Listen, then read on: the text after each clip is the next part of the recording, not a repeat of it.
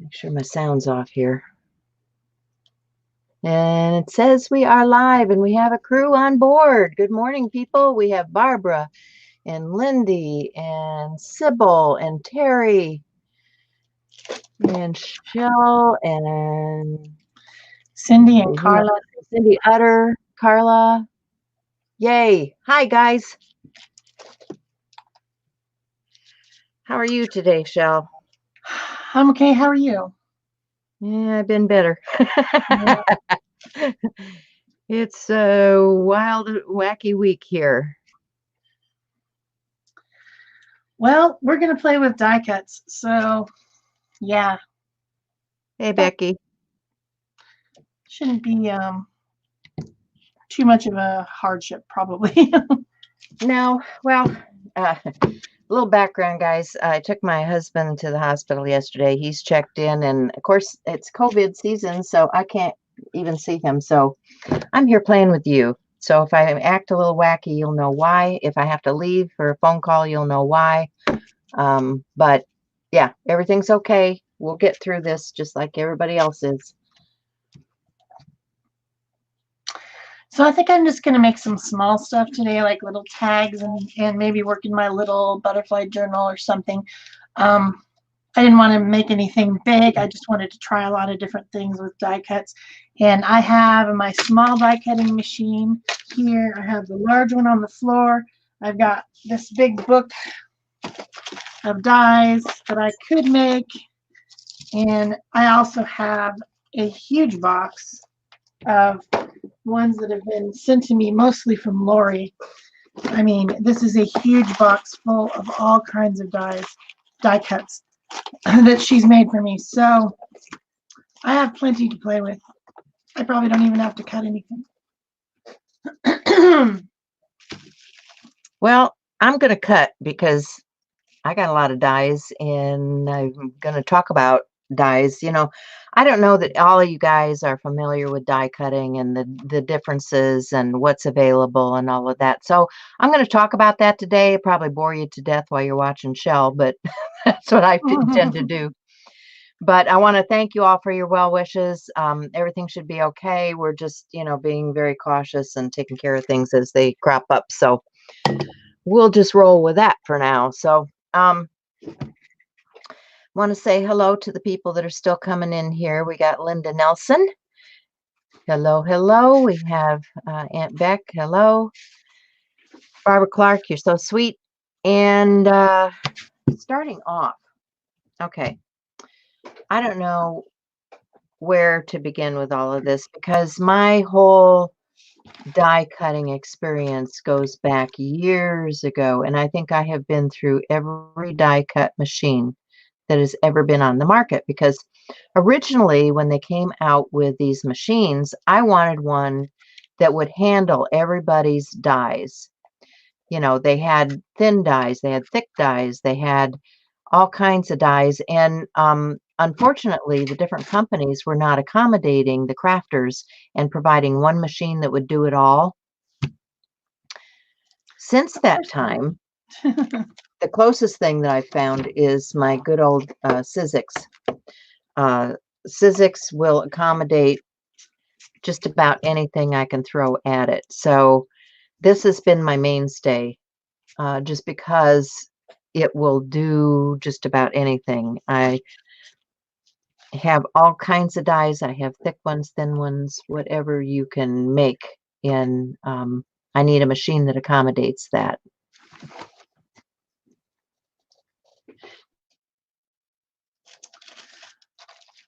The sandwiches are all the difference in how your die cuts turn out. And like I said, there's different dies. This die is a thinlet, and I don't even know who has these available anymore. This was a plastic die that has the rubber coating on it. Huh. A thin die. You know, if you look at your thin dies, which a lot of people are familiar with these because these are more recent. The dies that I originally started with were thick cut dies like this. And they are steel rule dies. And what that means is embedded inside under this rubber is a piece of metal that wraps around and makes this shape. And so when you put it through the machine, it pushes this rubber down and puts the paper into that and cuts. So when I die cut with a die like this, I don't need much of a sandwich. I just need 2 pads. I need 2 cutting pads. I'll need one to go under and one to go over, and you can see mine are well loved. So I just put a cutting pad on the bottom, a cutting pad on the top,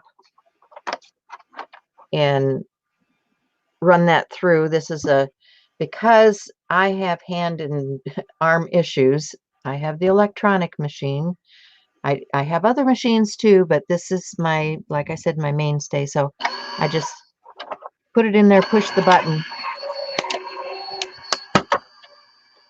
and out comes my die and my tags. So that's what a steel rule does for you. I have 1 steel rule. It's the nice thing. That's the only one I have. But I do have a Sizzix machine, which is my main one. I don't have any electronic type of cutters at all, and I never have. And then I have this little Spellbinder's Prism little machine, which can only take small things, but it can sit on my desk, which is why I got it, because generally I tend to cut little things like this for cards. Yeah. And so I figured if I only needed, if I was doing something like that and I only needed small things, I could have this little tiny machine. And then I wouldn't have to bring out this big one, which is a big Sizzix machine. And I agree with that. I have a small Prism machine. Like if I'm traveling, I can throw that with a few dies into a bag and take it with me. Right. And I can do a lot on the road with just a small machine. So the nice thing about these thick dies is that it'll cut through other types of medium. So like if I have chipboard, or if I have, here I'll just take a piece of chipboard off the back of a pad of paper. I've got a piece of board and I've got some fabric, because you can cut multiple layers with these thicker die. That's one of the things I liked about it. I could, I originally started out doing a lot of 3D collage type stuff. So I wanted things that were going to hold up. So I can layer all of that, put it on here together, feed it into my machine.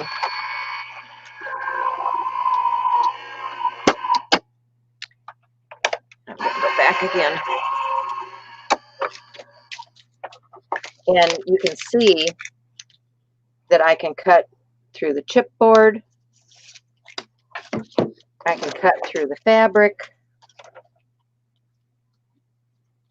And I can do all of these different things with a die like this. Now, these are not fine detail die. You're not going to find fine detail in a die like this because somebody has to hand make these and wrap that wire around that goes inside of there. So it's very labor intense to make this type they've die. gotten really a lot more detailed, though, amazingly. Over time, they have.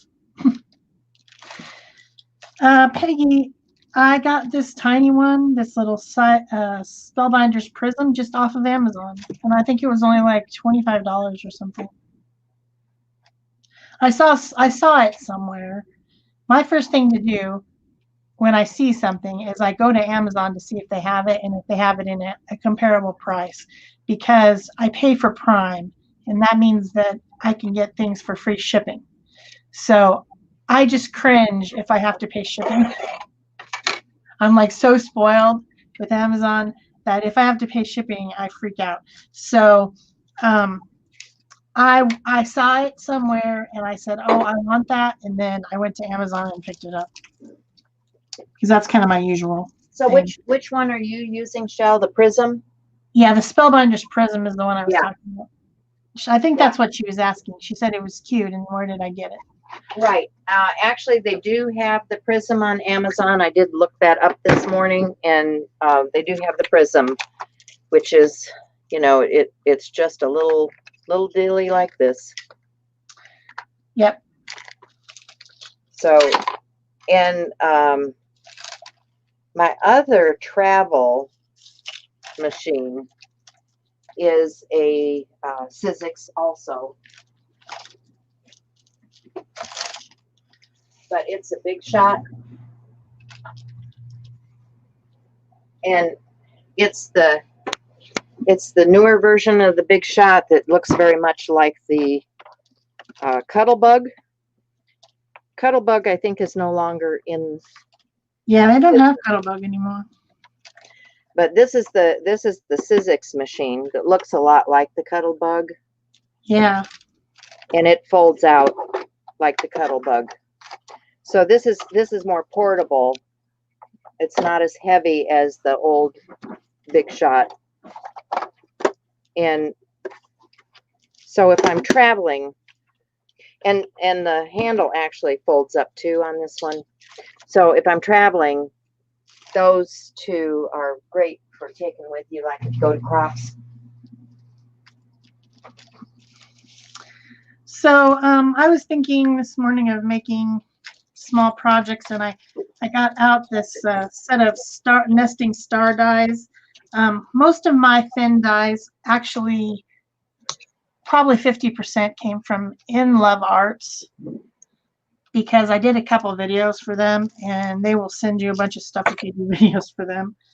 So I'm pretty sure that these nesting star dies came from there. If not, I bought them on Amazon. But you know, I'm a cheapskate, so I don't spend a whole lot of money. But I thought it would be fun to maybe use them in different ways. Like I cut out this tag with the die that I plan to lay over the top of this tag and make like a little opening and shutting book.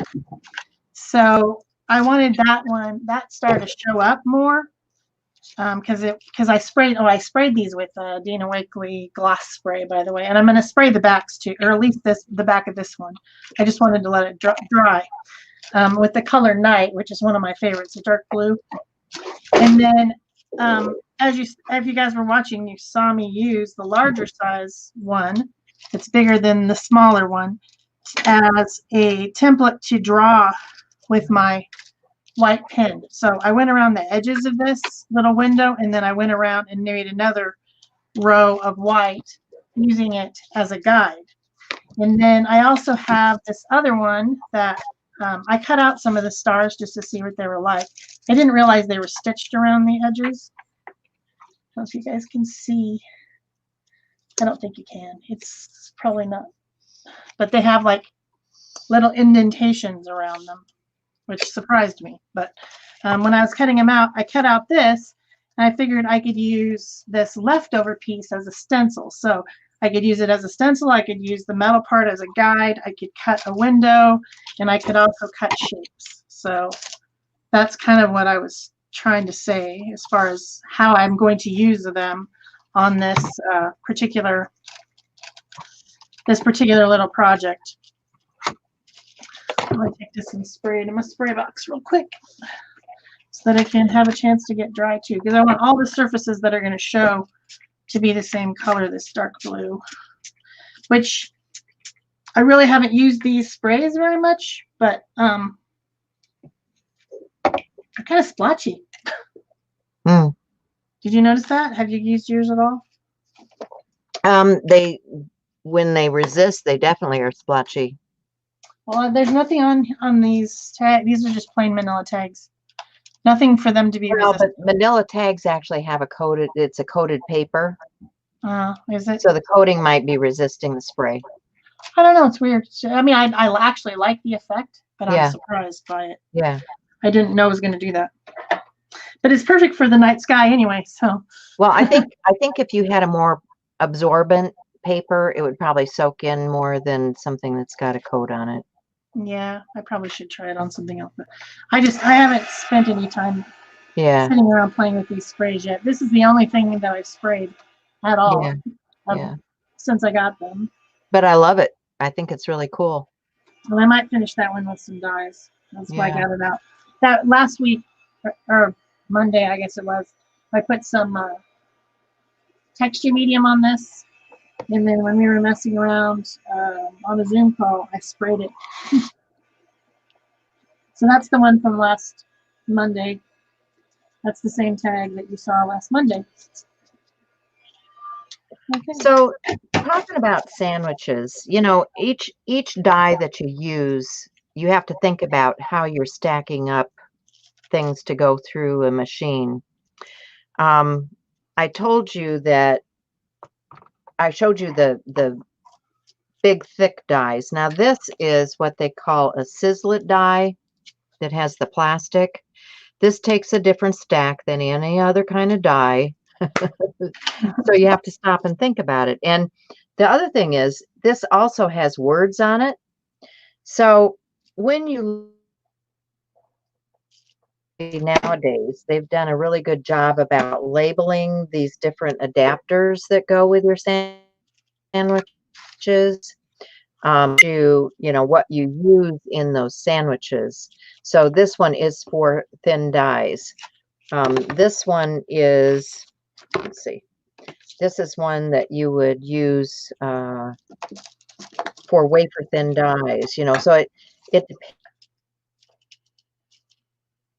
particular platform here. If I were going to emboss, I would want to use a rubber mat for embossing. And I would want to use the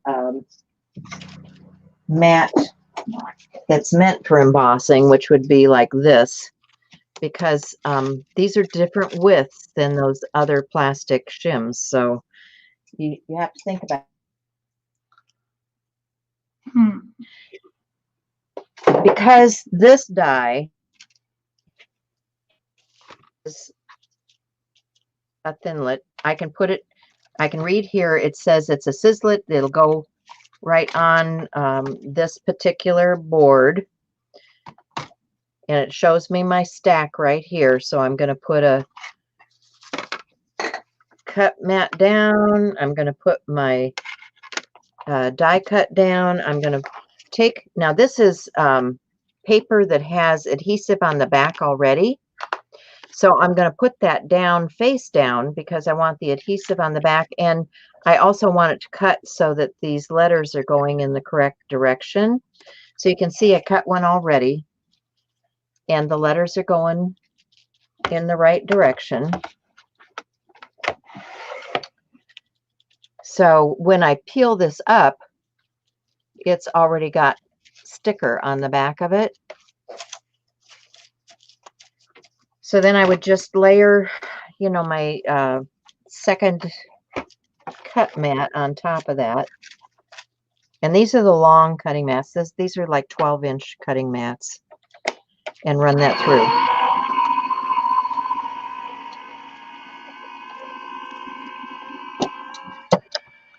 Hi, Judy.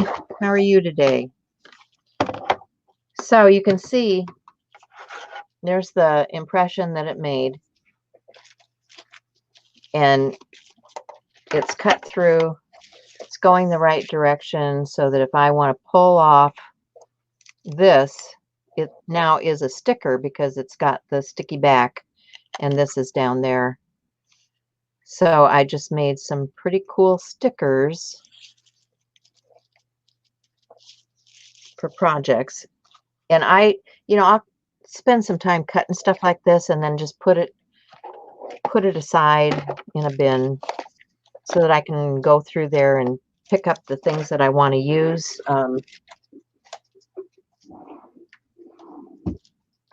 I have a drawer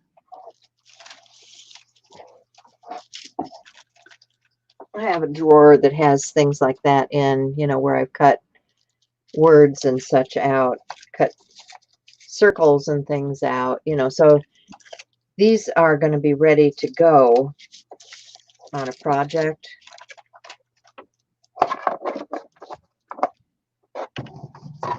So the next type of die, there's actually two categories of this one. There are those that are very ornate, like this. And then there are those that are very open. Let me get an example of that.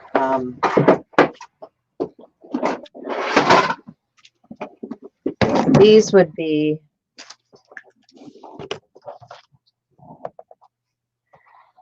there's another ornate, and then you've got these that are open dies, because these are different sizes and the middle is wide open on them.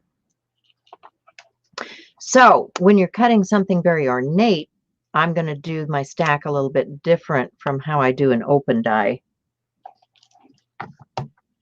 But you can see there's all kinds of images and dies that you can get. I've just got this one full of banners and shapes and snowflakes and, you know, you name it, we got it. So in order to cut a very ornate die, I like to use, where is it? I like to use either a metal shim or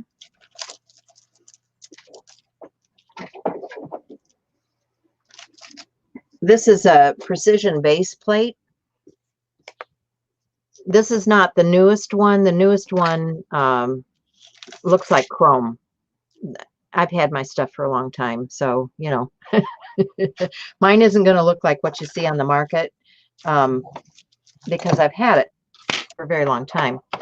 So you're going to use this in conjunction with a regular base plate.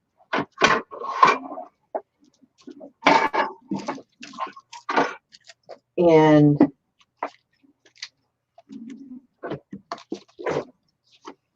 your base plate, a multi-purpose platform, also has tabs. So it's going to say a wafer thin die or a framelit. And it's got all of that stuff on here to show you how to stack up what you're going to do. And I am using these two dies are both either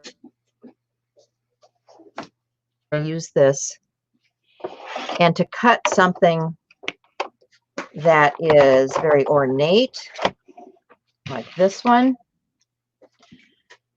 I'm going to put that on there and use that as my bottom plate, my bottom cutting plate.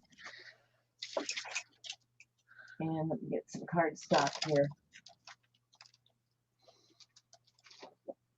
Got a piece of cardstock.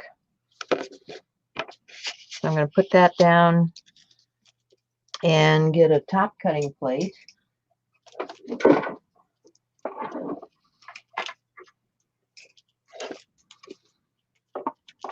And put that on there. And then we'll run that through. And you can hear it. It got to the end. You hear it make that clunk. That's perfectly normal. I'm going to switch it back. When did they start being electronic? Die cut machines, they've been electronic forever. Mine's not electronic. Mine's a hand crank. Well, both of mine are hand cranks. You always have to pay more for electronic. Well, I obviously got the wrong thing, but that's life. No, I don't think you got the wrong thing. I think that, you know, there's a difference in price point. Like now I think the machine that I'm showing you here, this one from Sizzix, I think you can get for about $150. I think the hand crank one goes for not a lot less than that, maybe 120. Yeah, I got this hand crank one, my first and only, except for this little tiny one, at Michael's. And I believe it was well over $100 even back then. So, well, but I was not sometimes aware that there was one I could get that was electronic. yeah, sometimes you can get well, there's a lot of them that you can get that are electronic. I chose this one because it will accommodate all the different kinds of dies. Right. I mean, there's the one from Cricut. What? No, it's from, who does that one? It's not Cricut, it's Gemini. The Gemini is an electronic die cutting machine, but it's only going to accommodate your thin dies. It does not accommodate the thick dies.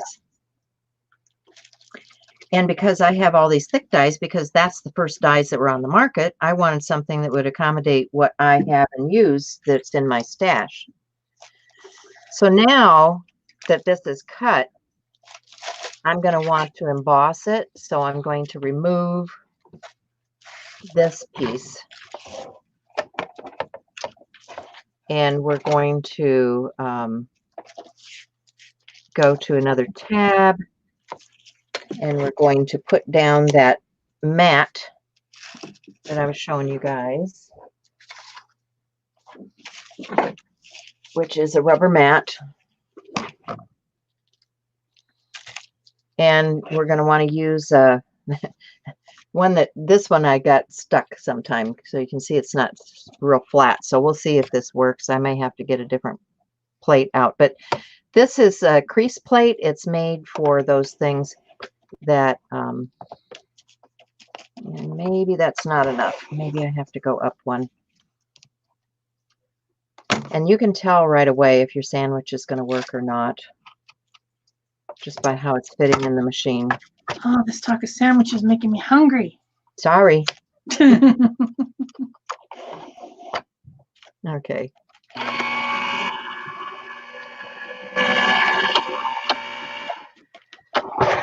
So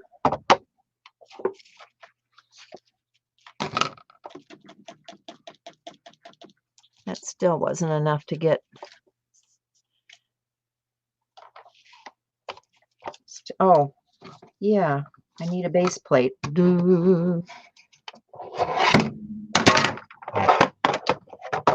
That's what I'm not thinking about here. Okay, flip this over. Put on my base plate. Put on my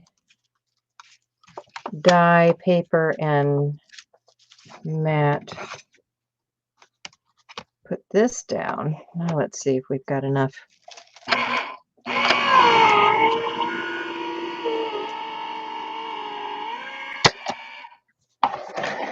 To make an impression. Yeah, there we go.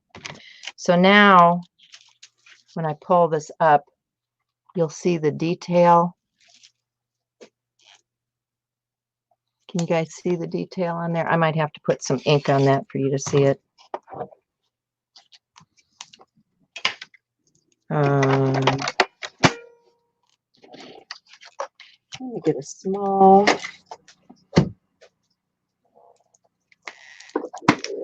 ink pad here.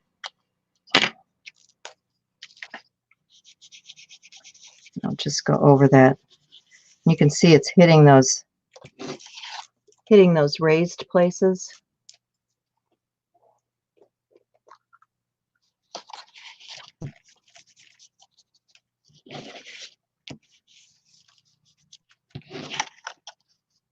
It's kind of hard to show you guys that on a video, but that's what it does.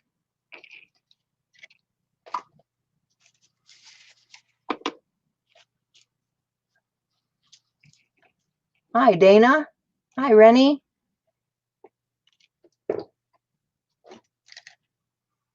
I don't know if you guys have all heard, a member of our community, Ela, has passed.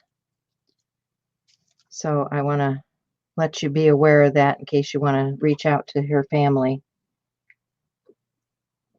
I saw that on Facebook. Yeah. I don't know. I know she's been sick for a while, Yeah. but I don't know what actually happened to her. Well, I know they're mourning her loss, and we will miss her. So, Yes. She often came to the lives. yes, she did. Yes, she did.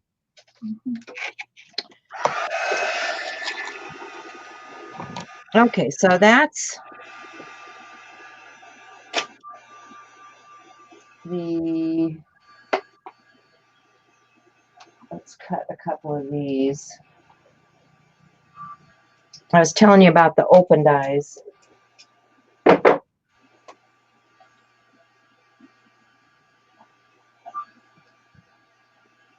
So I'm going to get out my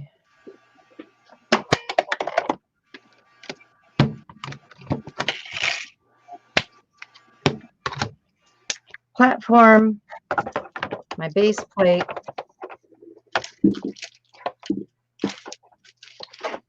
And get it in there. Cooperate. There we go. My base plate, my platform. Now the thin dies, they've got, they're an etched metal, so they've got a little lip on them. It's not going to cut you. It's not that sharp, but it's got a little lip that's etched into the metal when they cut these out. So you just put that on the platform. You're going to add your paper. Got some paper here. And my top cut plate. Where I put that. Oh, where did the top plate go? I didn't take it. Wasn't me. Mm-mm. Now, I've got a bunch of stuff out here. I just have to get to the bottom of the pile. Okay, so I'm going to put the top plate on and cut that. And once again, you're going to hear all that creaking. That's just the die cutting through. And you see, we get these nice shapes. If I wanted that lip on there, I would run this through again and get that little edge scallop on there. But that's the open design in the thin cut dies. I'm sorry if you guys hear pounding. I apologize. I've got workmen working on the house.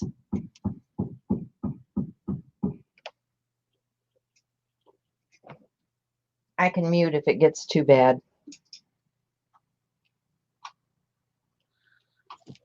Her Tell you, got too many. are very forgiving.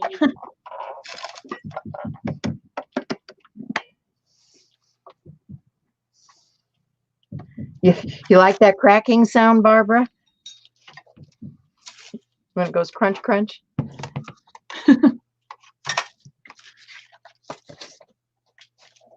So the other thing, so I've shown you several different types of dies, several different ways you can cut and emboss. Do you guys have any questions about any of this? Is there anything I can help you with?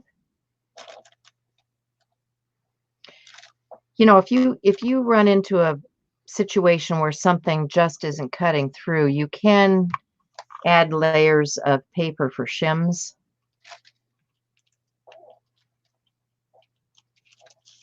Pounding coming from your window, Sybil? You got workmen there?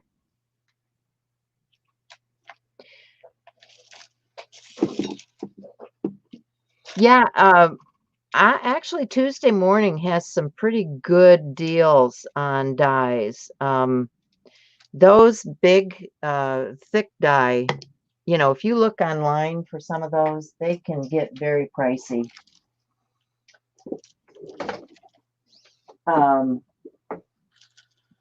you know, if you're looking at something like these alterations dies, because of the amount of time that goes into producing something like this and the materials, these, you know, when these first come out, they're, you know, $20 to $30, depending on what the design is and where you're getting it from. So these can be quite costly.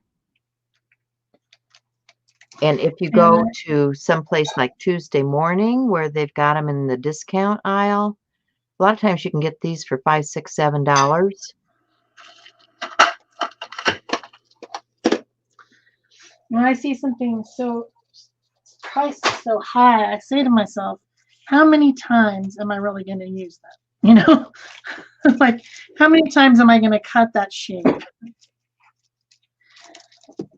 And so I never buy them because they're too expensive, because I'm cheap. Now, one of the things that you'll find when you have these is that the paper gets stuck down in here, and you want to get that out of there, because that will eventually get that compressed to the point where you can't get it out anymore. I've used this die any number of times on any number of projects, and they hold up really well, but the rubber for something like this gets compressed in these areas, so you want to poke it out. And then the other thing that I've seen people do is when the rubber gets compressed and it gets to the point where your paper's getting stuck down in, they take tape and put over, let's see if I can get this out of here, the image. So you have to take a tool and pick that paper out of those little bitty holes, because that's the first thing to go, is those little bitty holes. You can see I've used this enough that the rubber is totally down in there. And so, see, here's one. I don't know if you guys can see that. Here's one where it's still good, and then the ones next to it where it's been pushed down. And so what they do is they'll take like packing tape, and they'll put it across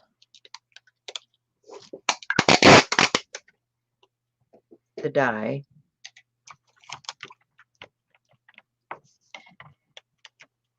Get scissors here. And then they'll die cut through the tape, and then that tape will help push the paper out again.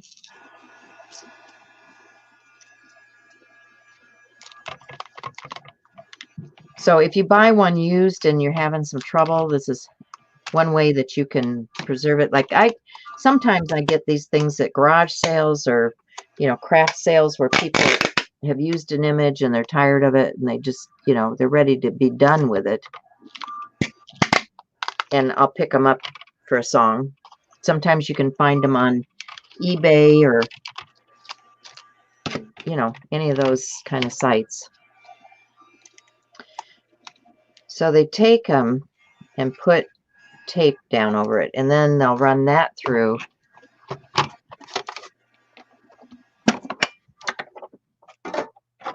like this and cut the tape. I feel like in a slow motion. Am I in slow motion? I feel like And now it's got the tape on the surface, and then they put the paper on there.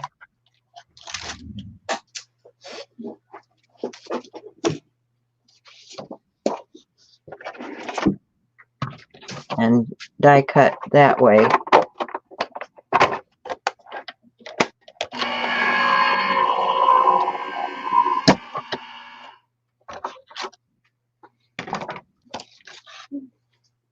So here's my little bird. He's got a wing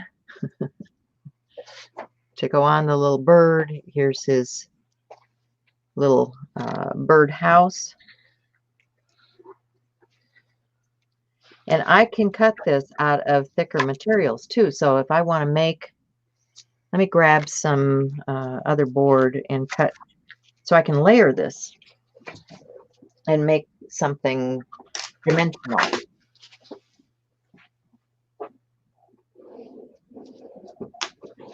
Need a piece of paper out of here. Actually, it's really not the right color, is it? Nope.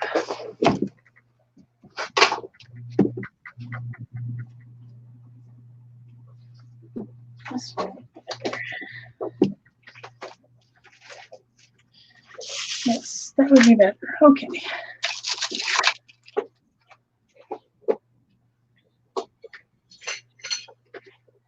So now I've got some other board.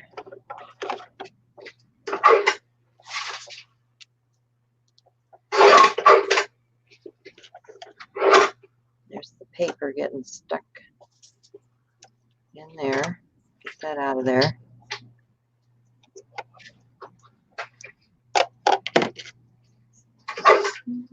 Oh, there. Okay, so I'm going to cut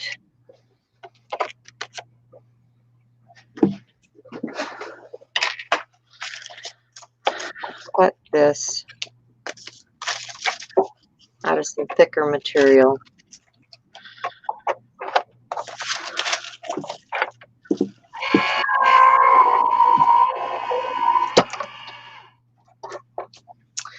Rennie, that was the same Dina Wakley gloss paint. I sprayed it with Night originally, which is now somehow leaking into itself. I don't know how. And then I sprinkled with these three colors, lemon, magenta, and turquoise, by just taking it out and flicking it, taking it out and flicking it to make colorful sprinkles on there. So now I've got my bird cage, a layer behind a bird, so you're making elements that are more dimensional.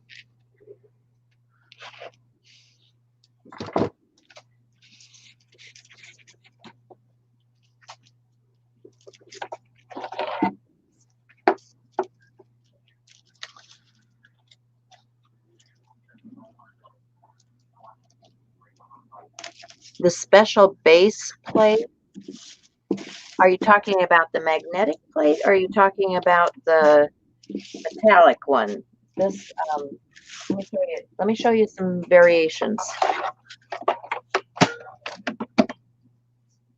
And you can go on the website for your particular machine and see what they have for the different plates, because each machine is different.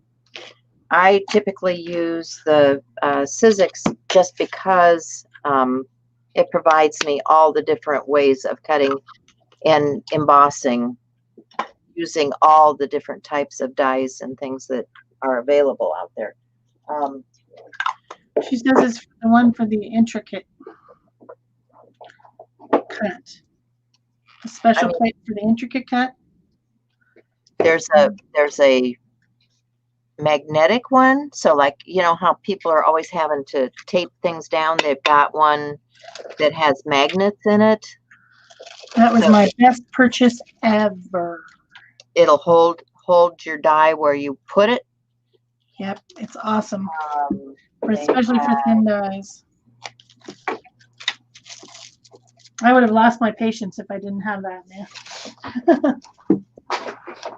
I don't have a whole lot of patience to start with, but I tell you what, on die cutting, if I didn't have that magnetic one, I would lose my patience.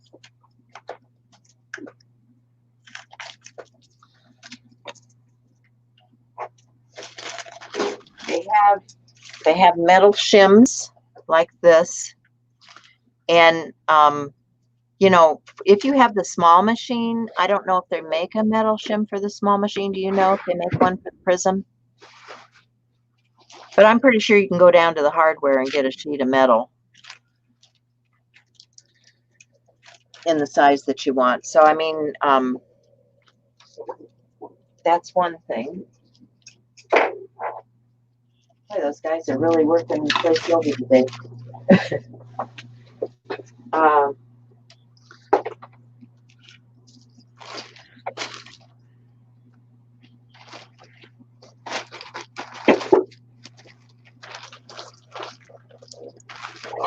Trying to find.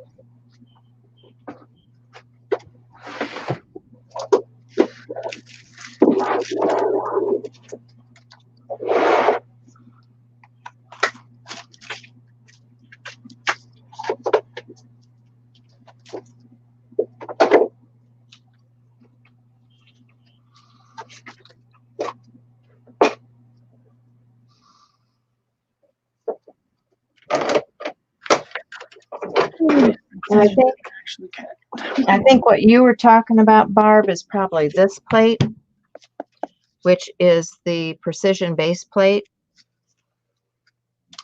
And for people that are having difficulty cutting intricate dies, this precision base plate it puts the cut edge right onto this surface, and so you get a really good cut with those intricate dies.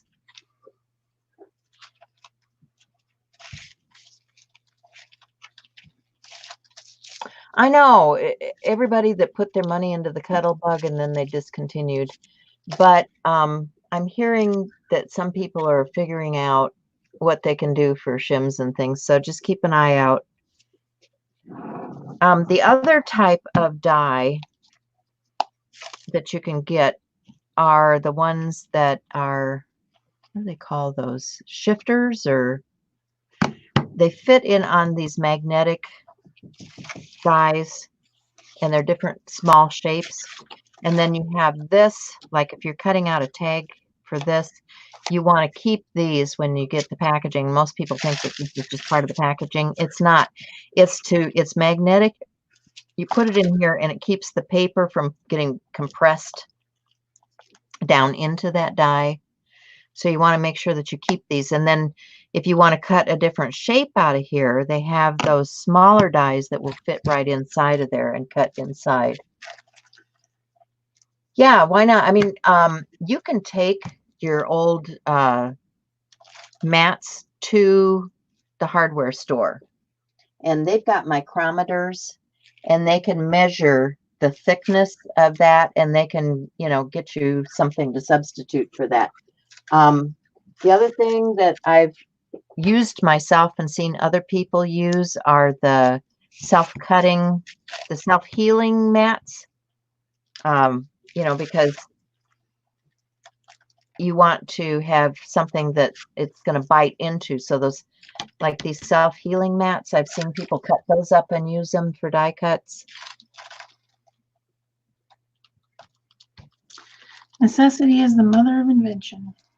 Exactly.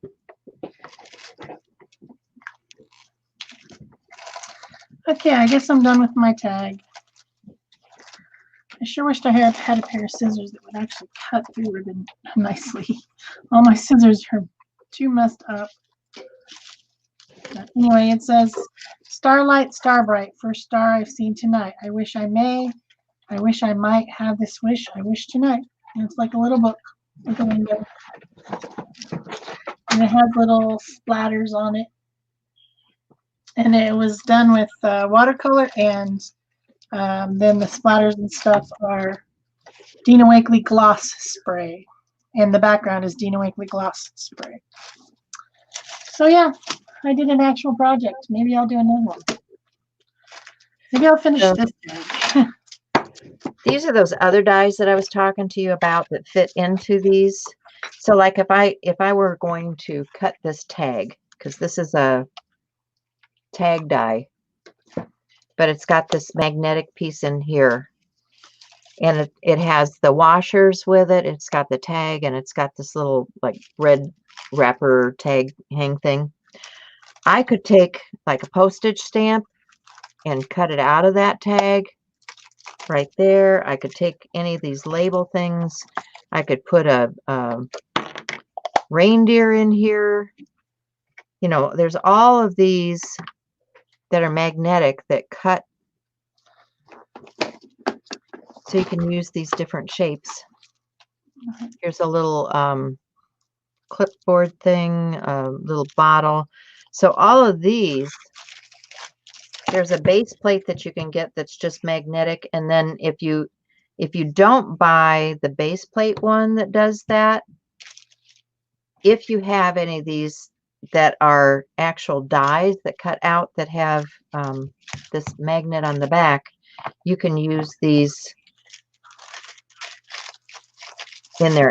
And this is a real good example of what these are like, because you can see the metal on the back of this where it's formed to make the die.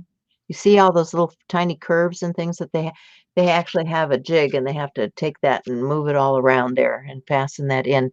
And then they put the foam on top so you're not cutting yourself with the blade that's up here.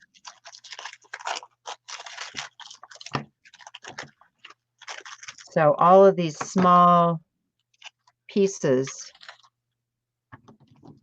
are made like that, and these require one of those base plates.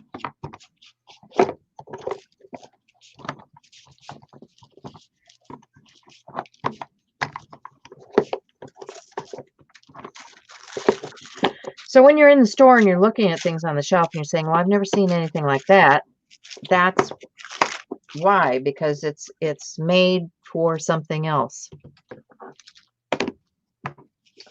Unless I have the base plate out here. Let me look real quick. Oh, yeah.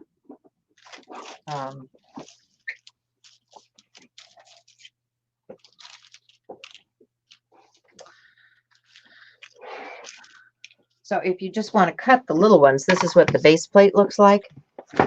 And you can put all of those little pieces in here and cut the smaller dies. And this is another one that's got the magnetic piece, but it makes a card that actually has a, you know, here's a, what do they call this? They call this one a in the bag. So it makes a little bag. So if you're doing gift bags, this one is called Card Majestic Flip It. So, you know, it's already made to do your flip for a flip card, so you don't have to do the special cuts or any of that yourself. Really cool designs. There's a lot of cool designs out there.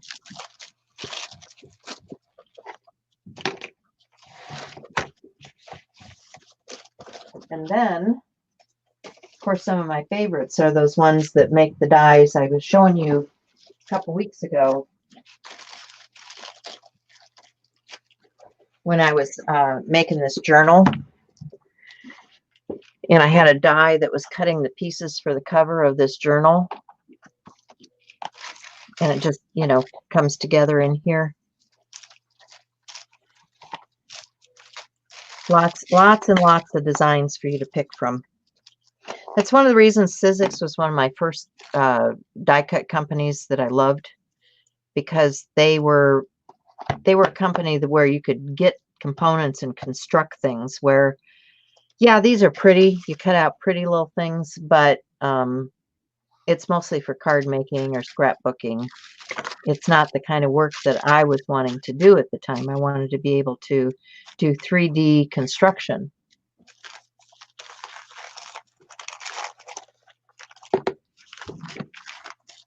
The one for the intricate cut, that's this one, Barb. That's this is called Precision Base Plate. And it's actually a metal surface. And if you find it now, this surface, this is the very first one that they came out with for precision base plate. Then they came out with one that had kind of a rubberized surface, and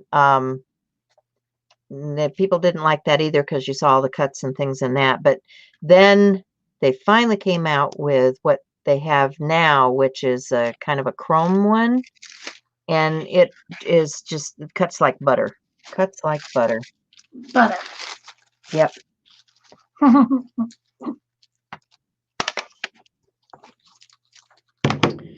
So I'll cut a couple of these for you guys so you can see them.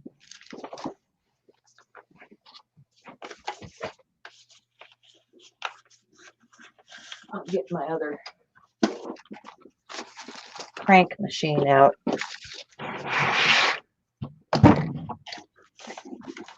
This to me is as much like the Cuddle Bug as you're going to see now, because it folds up like the Cuddle Bug did.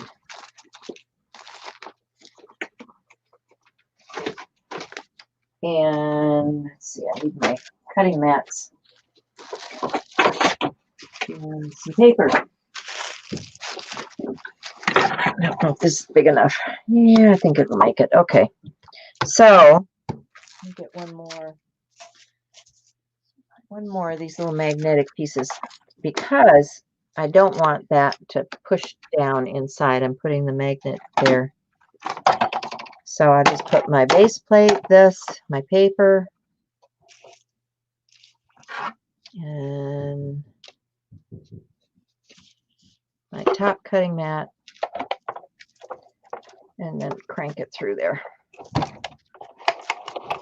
But if you have hand issues, I'm going to tell you, if you have hand issues, get the electronic one. Because if you're doing very much of this, it's gonna work on you. So here's my little bag, die cut, and it's got all the crease lines.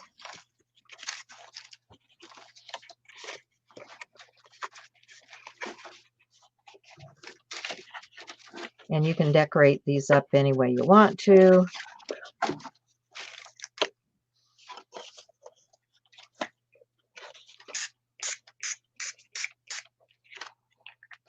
You just go ahead and crease it along those lines. Pull in. So, and then of course you would glue the edge of your bag and the bottom of your bag in here. And there you have a little treat bag. How quick and easy is that? You know, if you're making something for a party or for your friends.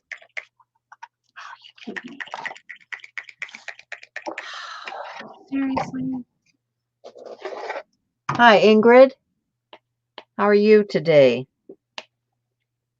So that's the treat bag. And then the other one I've got out here is this flip card. Let me cut one of those for you so you can see what that kind of die does. Some paper. Line that up. Make sure I get it on there.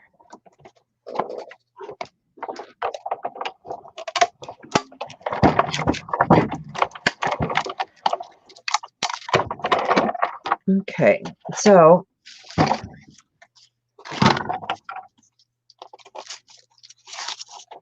here's the little flip card. There again, it's got your score lines.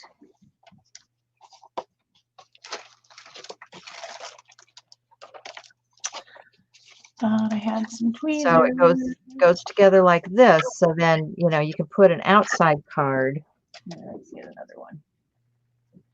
Really different colors so you can see it. If I'm making a card, I can glue this on the inside.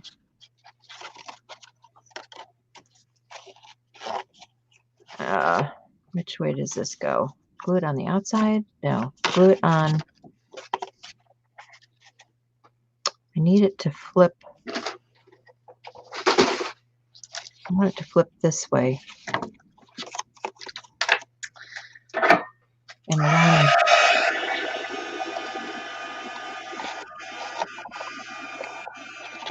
don't think that's going to work. All right, never mind. I was thinking it was a different type of card, but it's not. It's just a flip this way. So you would put whatever saying you want here, You could put additional card behind this part, but I don't think it's going to work to have it. Maybe. Let's see if I can do it this way. No. Hey, Shelley. Welcome.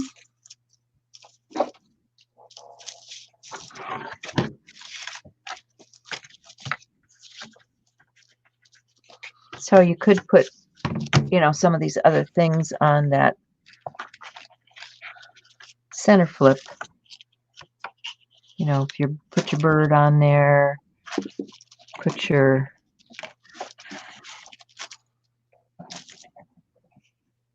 that's a little bit too long. But you can, you know, you can stamp on this edge. You know, if you want to make it pretty and have a design, you can put other paper on that edge. Paper behind here. And I think that's what I would do is I would take another paper and cut it down.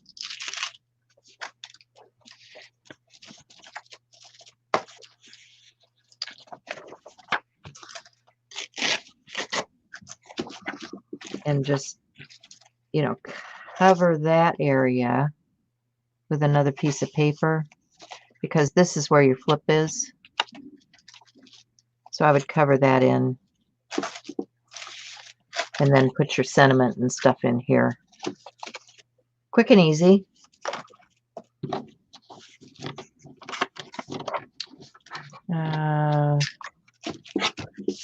Let's see.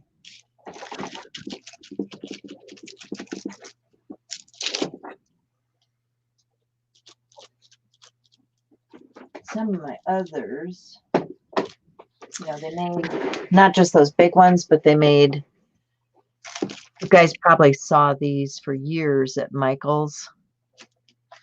And they don't make these kind anymore. But I love them because they're simple shapes and easy to cut.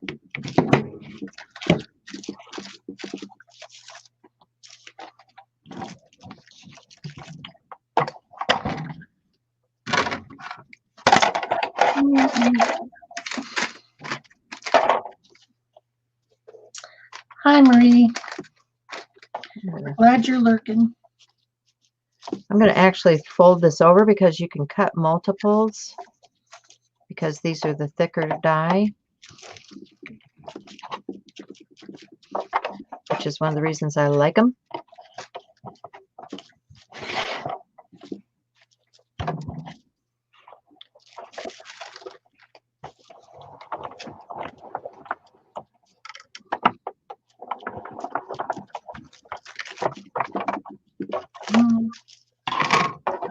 So you see I can cut multiples of these, and remember this is the paper that had the sticker on the back, so I've just made some real quick stickers. Oh, sorry.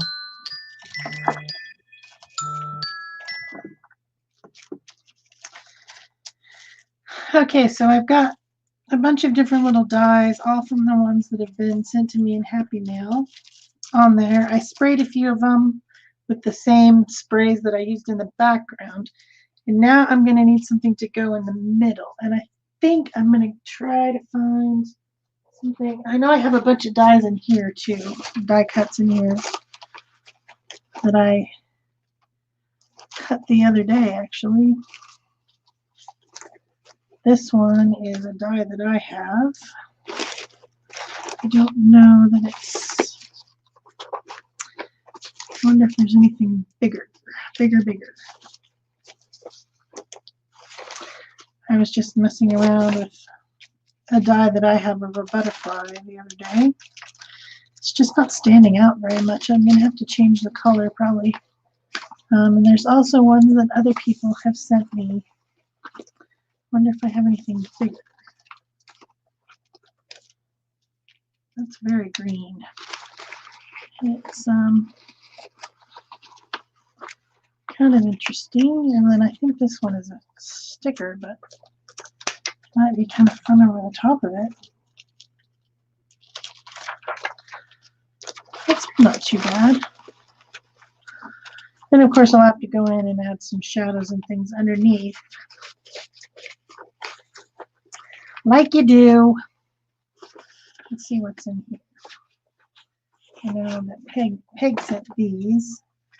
Whoa. I need a better way to store them. Oh, that might be nice.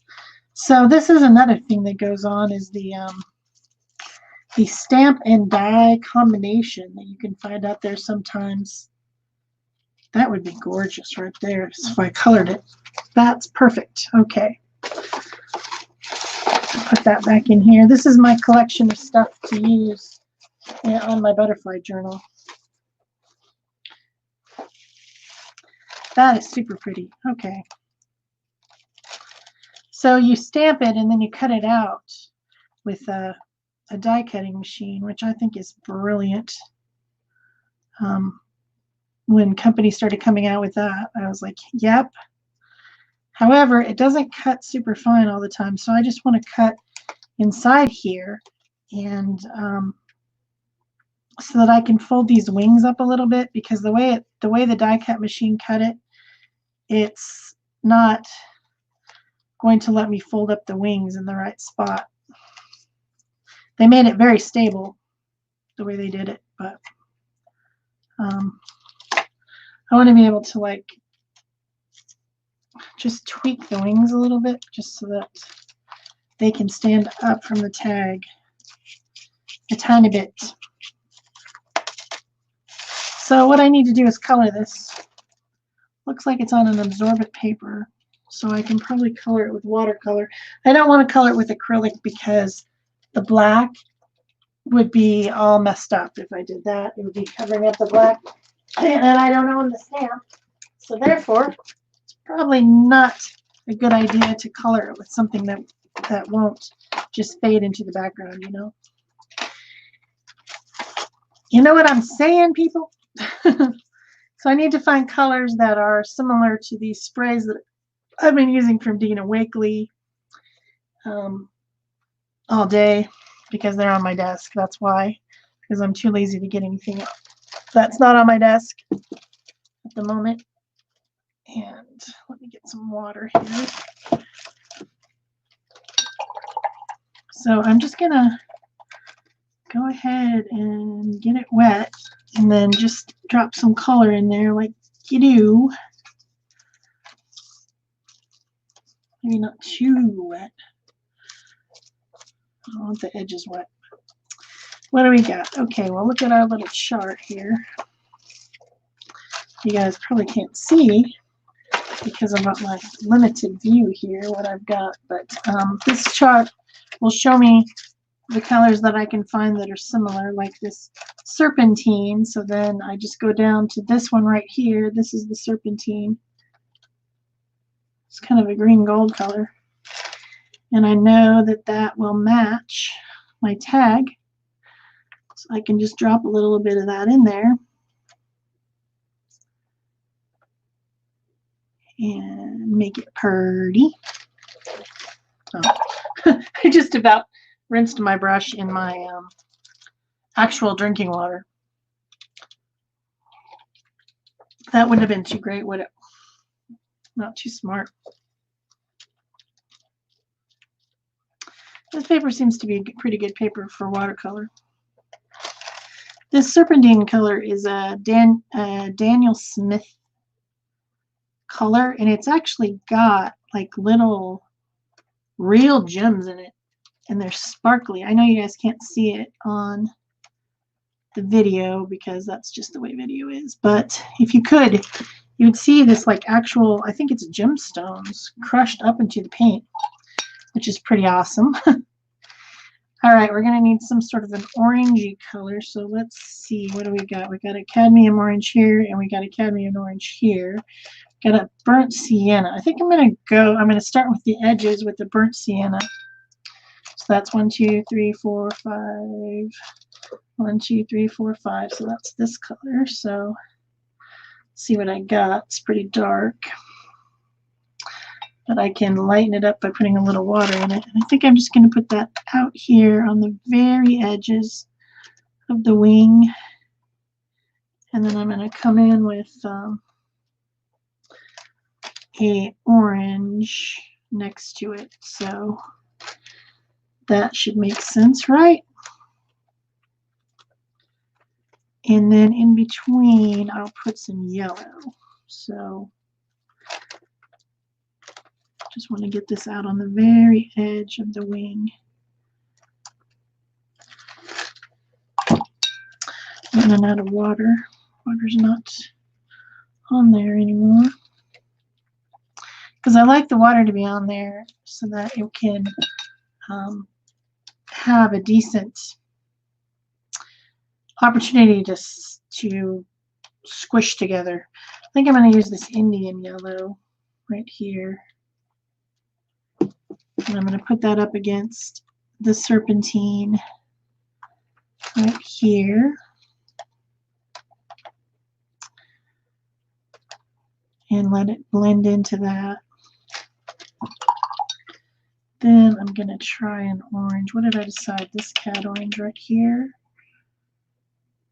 This one's more intense. Maybe I'll try this one. So that would be this one right here. It's a good thing I have a chart, because otherwise I'd never be able to tell what anything is. Whoa, that's aggressive.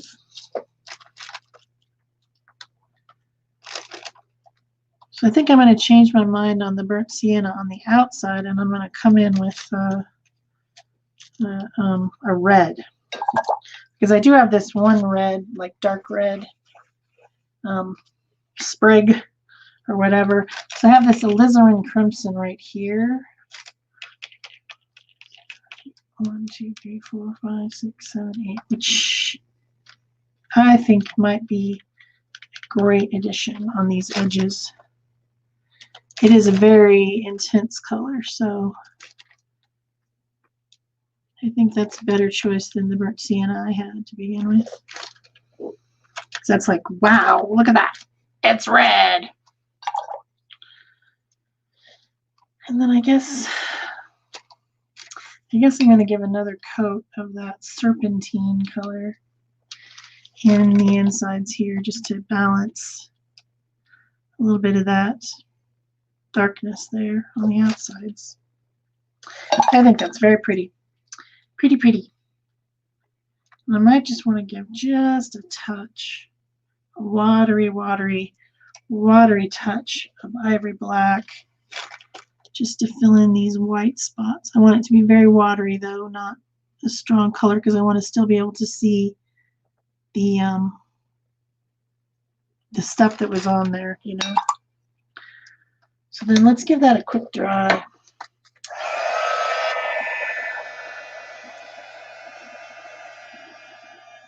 I don't want any drippage to happen. Like it is right there. Okay.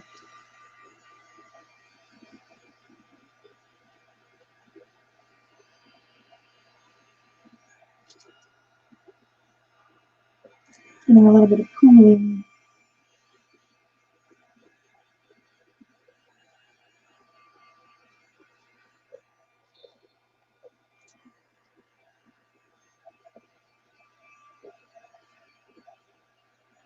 I think that's going to be perfect. I want to give it some sparkle though, so what do I have that I could make it sparkly with? I think I have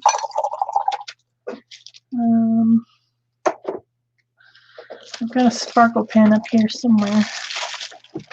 Is it this one? Yeah, this is a Spectrum Noir pen that has like sparkly stuff in it.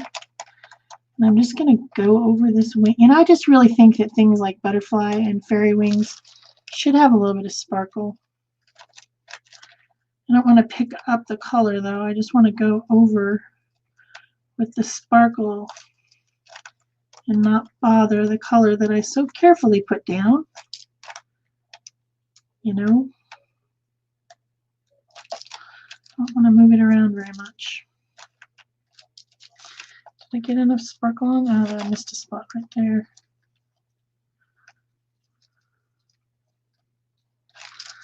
But yeah, that makes it better, I think. Can you guys see a little bit of shimmery stuff? Especially because the sprays that are on this are glossy. I don't know if you guys can see that. But they're those Dina Wakley gloss spray. And so having something shiny makes sense to me. Before I put that on, I'm going to let it completely dry, of course. I need to put away my watercolor brush before I mess it up.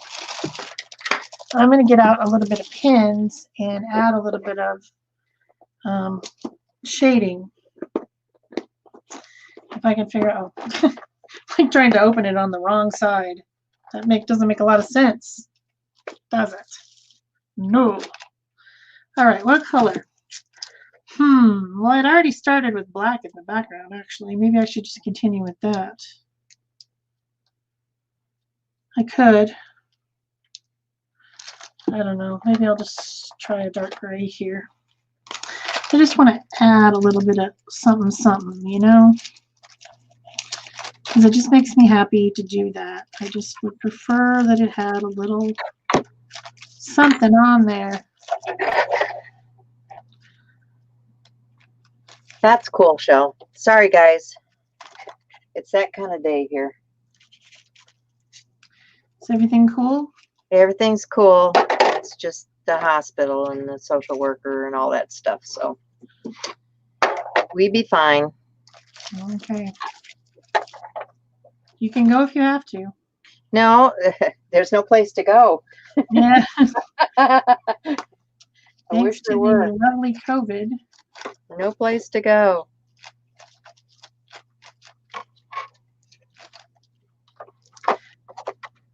So I'm going to just add a little bit of shading, and then I'm going to pop that butterfly right on here in the middle. Shading just makes me happy. And of course, this being a gloss surface, I can easily blend the India ink with my finger, just very easily. It blends right out. That leaf is not stuck down.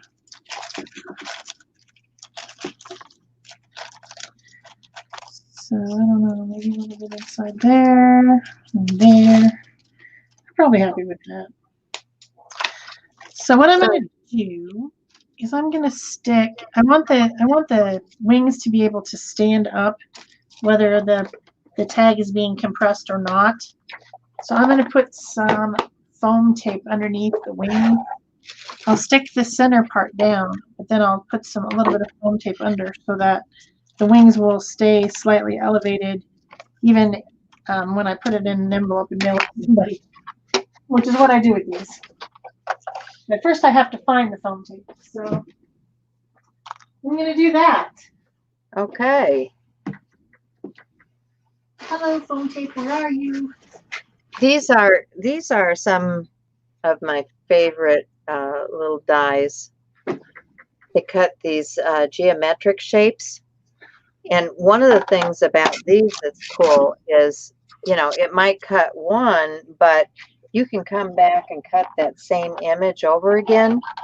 So like if you want to extend that image, you know, you cut it the first time and then you come back and line it up and cut it again.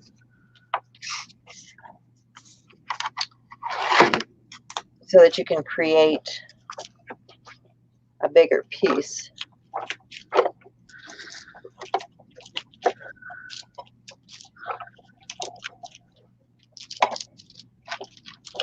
Okay. Come on, elbow, don't fail me now. Don't fail me now. Don't fail me now. Yeah, I should have paid attention to what I was saying. So you've got an edge like this, right? And you see how this is going to line up with that image. So when you cut, you can line up your piece. You can cut this And then when you cut it, you don't want to cut the entire piece. You want to cut just to the bottom so that you can continue the pattern, which is, you know, partial die cut. You want to look at this. You want to see, okay, I'm going to line this up down here. So I don't want to cut that all the way out. I only want to cut a portion of that.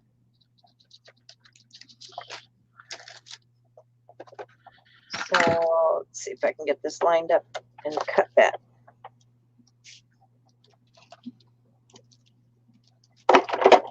So you can see now it's going to be on the edge. Yeah, it didn't cut straight. It's going to be on the edge, but you're going to have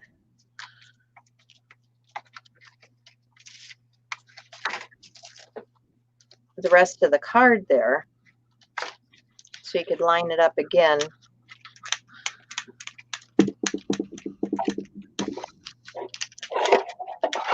And continue with the same die, because you can take this and line the top up with this.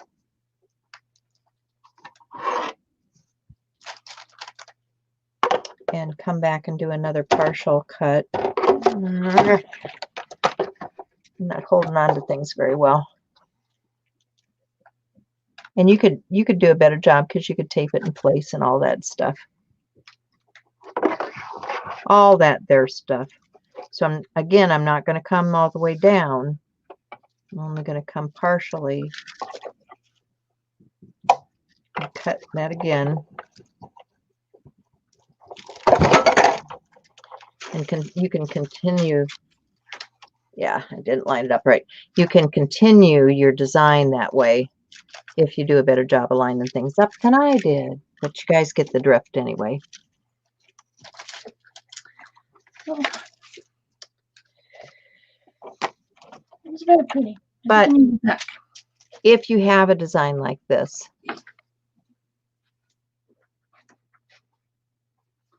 there.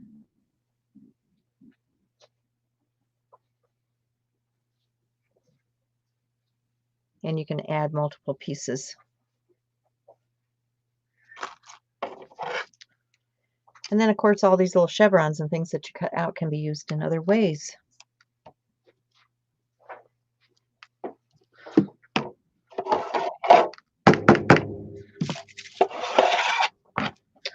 Definitely not.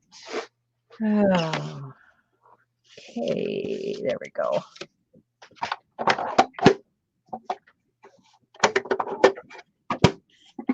So that is the Sizzix fold up machine. It has, let's see, it has a release here for the handle. So like if you're taking it or putting it away, you can fold the handle over and get it out of the way so it's not poking out this way, which is nice for storage.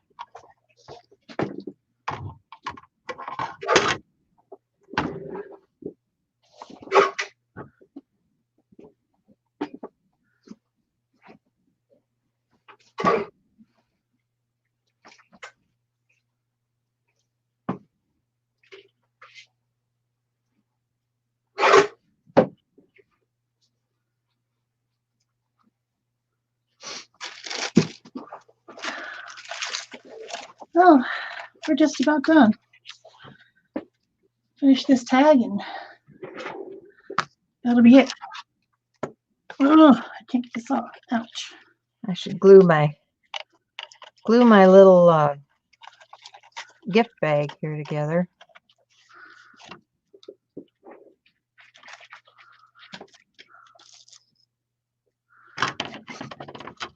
You remember when I made that little house, that little village with those die cuts? Oh yeah, they got really cool stuff. Mm. I wonder if that, I don't know when that was. I still have it. It's in my bedroom. Was that a die cut episode or was it just?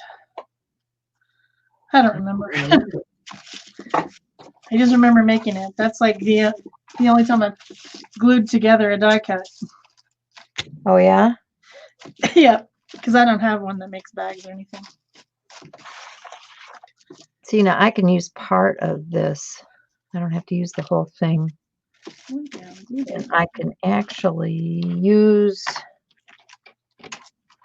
this die cut as a stencil. Let's see if I can. See if I can stencil on here. This is pretty dark paper. I don't know if it'll make an impression or not.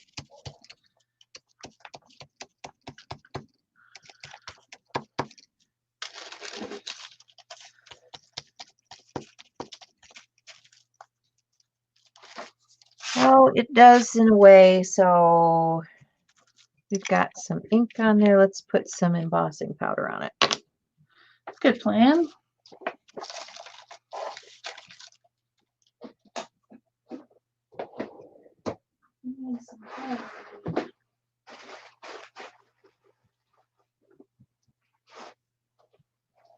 I don't know what I've got here, but let's try this one. This is one of Seth Apter's new ones. I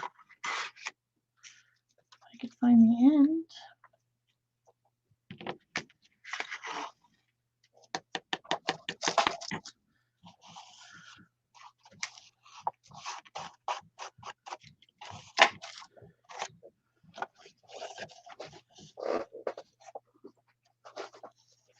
Just going to wipe the excess off.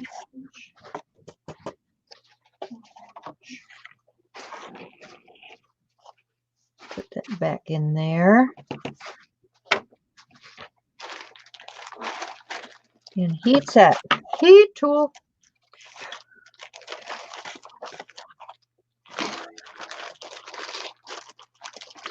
If it is plugged in.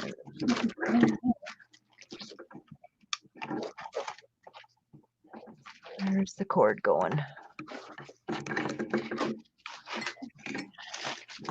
Over here. There we go.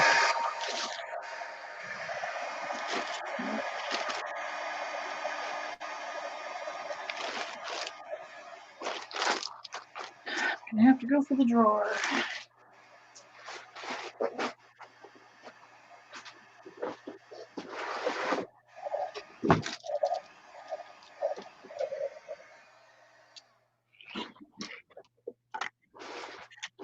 Okay, let's finish. Since we got this coloring up thing going on, let's finish coloring that.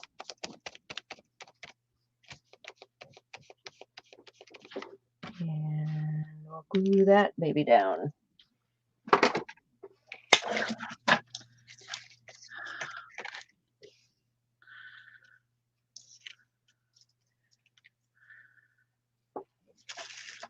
Got some tacky glue here. Let's see where I need to cut that off. Thank you, Barbara.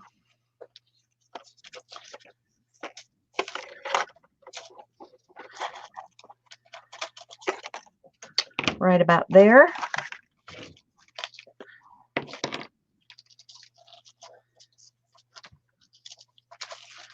Getting this out. Ooh, a little bit, maybe. There we go.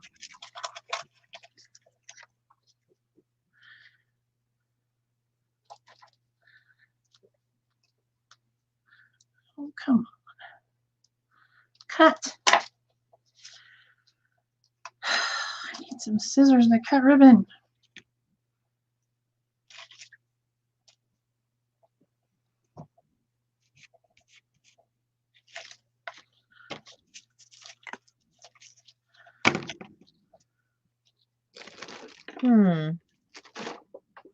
I think I am in need of a baby wipe.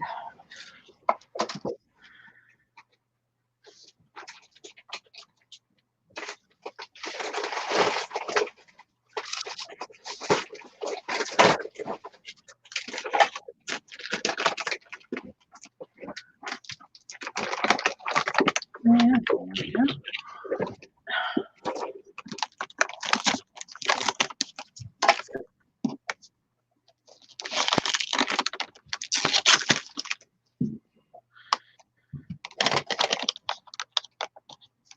Got a little excess glue going on here.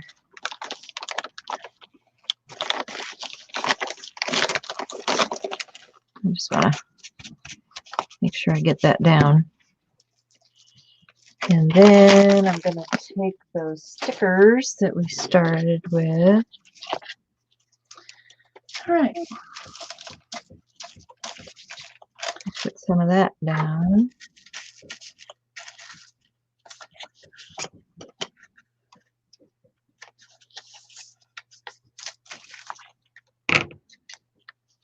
Add a little extra glue for good measure. Right? Yep. Thank you, Marie. And let's see, I need some strong tape to hold that together with.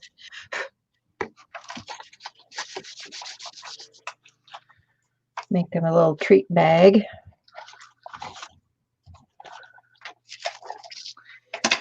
Time's up. Okay, we're just about there.